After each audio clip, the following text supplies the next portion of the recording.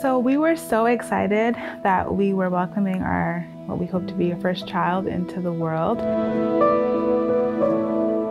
Several weeks after, we had a miscarriage. It was devastating. I was truly heartbroken. I really went into a season of despair, truly.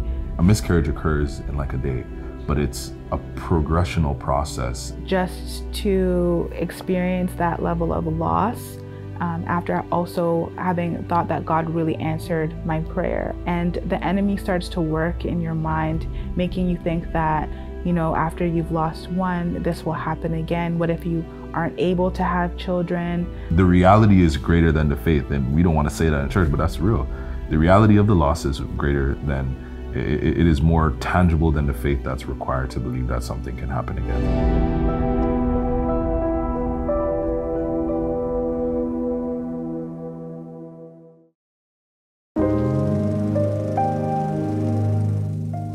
2023, I am declaring to be a year of greatness.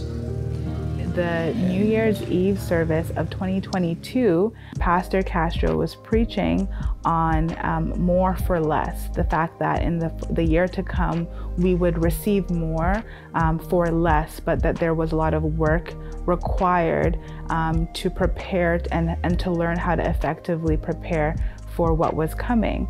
It was a pivotal point for my career as well. I just started my practice, and what dropped in my spirit was invest in me with the salary you're hoping to see. Well, I remember when Charles looked over at me and he said, you know, how many children do you want to have? Then I sowed the seed of $400 for 4 children. Putting $1,400 in the offering plate when you're a young couple with a mortgage and things, you're like, woo, that's a lot. But at that time, I knew that God would work and do the unimaginable.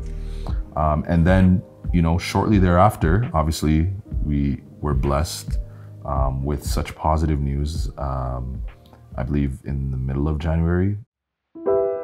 Tonight, we're here celebrating Black history.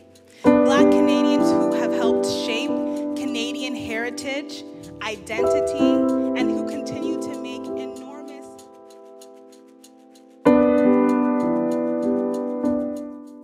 So you are reminded of loss, and what you thought you can overcome day 1, day 3 hits you differently because the reality of the loss is different. Then after, when everything is done, you're like, wow, the child is actually gone for real.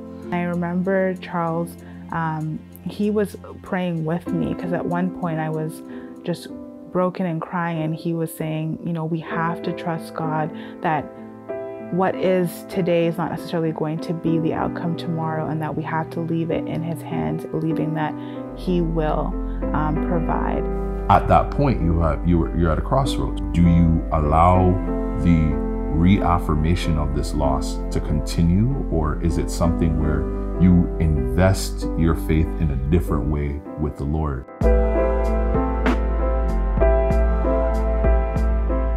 We tried again and we prayed, and we found out that we were pregnant again. We were extremely excited, but this time that excitement was leveled with trepidation. There were many days where I would actively be checking for the signs of a miscarriage because I was so nervous that was going to be my reality again. And then we went on Google and we saw ectopic pregnancy, so like, you know, like different types of pregnancies that weren't successful or more high risk.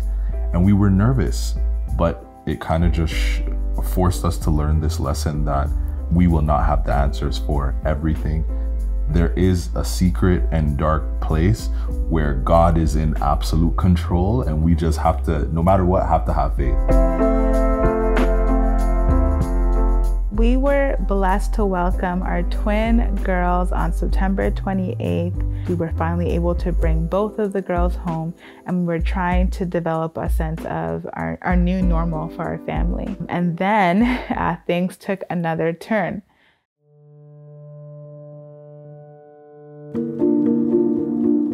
Our daughter, Araya, was starting to have this whistling sound in her voice. It sounds like she is struggling to breathe. Day after day, she was starting to really gasp for air. So we went back to the hospital afterwards. And the hospital said, you know what? This isn't a cold, but what we're gonna do is we're gonna send you to sick kids. And obviously, immediately when you hear of sick kids, you think, oh my gosh, this is terrible.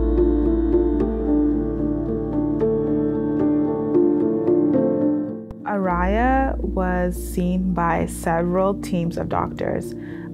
She had gone through more examinations and tests in the span of a week and a half than I have in my entire life. She was always crying, she was hollering, and it was heartbreaking. And I asked God just to intervene, do something, whatever it is that he needed to do.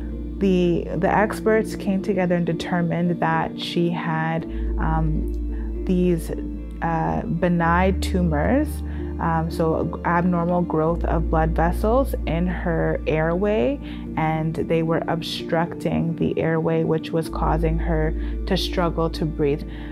They were going to bring her to the op room and intubate her, put a tube down her throat, and they came up with this extensive plan to secure her airway and then administer drugs to help reduce the abnormal growth. I remember when I heard those news, I went to the washroom and I started crying and praying because she was just a baby. When I walked back into the room, immediately the doctors came up to me and they said, you know what?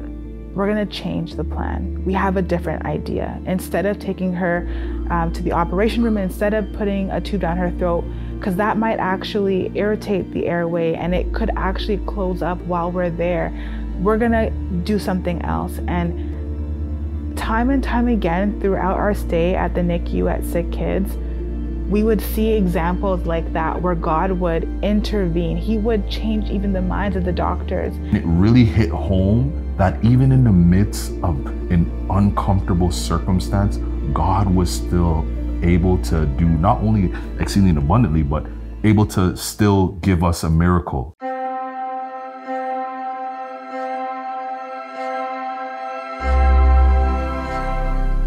Now that both of the twins are home, I'm tired. I'm exhausted.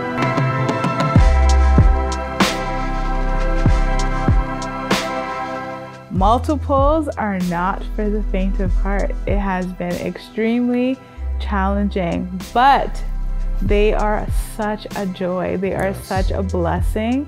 For me, it has allowed me to look at my relationship with God in a different way. And it exposed to me, especially in this stage, how do I make sure that as I am grateful for the children, I'm also showing my gratefulness to God as his son. I would tell anyone who has a prayer request and hasn't seen it answered yet by the end of 2023 that God's timing is perfect.